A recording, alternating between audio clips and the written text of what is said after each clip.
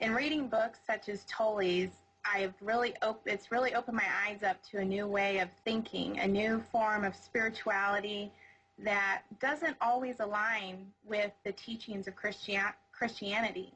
So my question is to you, Oprah, how have you reconciled these spiritual teachings with your Christian beliefs? I've reconciled it because I was able to open my mind about the absolute indescribable hugeness of that which we call God. I took God out of the box because I grew up in the Baptist church, and there were, rules and, belief systems and doctrine.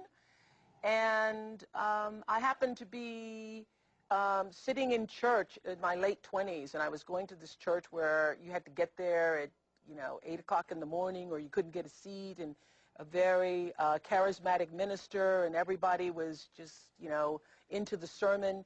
And this great minister was preaching about how great God was and how omniscient and omnipresent and God is everything. And then he said, and the Lord thy God is a jealous God. And I was, caught up in the rapture of that moment until he said jealous. And something struck me. And I was like, I think about 27 or 28.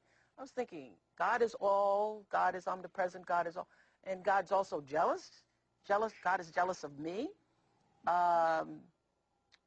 And something about that didn't feel right in my spirit, because I believe that God is love and that God is in all things. And so that's when the search for something more than doctrine started to stir within me.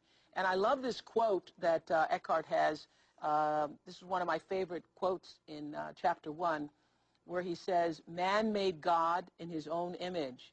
The eternal, the infinite, and unnameable was reduced to a mental idol that you had to believe in and worship as my God or our God." Jesus says, you are the light of the world. That means you are the consciousness in which the world appears, is seen. So you believe what happens to us at death when the body dies? You don't have a belief. I don't give it any thought. You don't. God, in the essence of all consciousness, isn't something to believe. God is. Yes. God is. And God is a feeling experience, not a believing experience. That's right. And if your religion is a believing experience, if God for you is still about a belief, then it's not truly God. No. That's what you're saying. Yeah.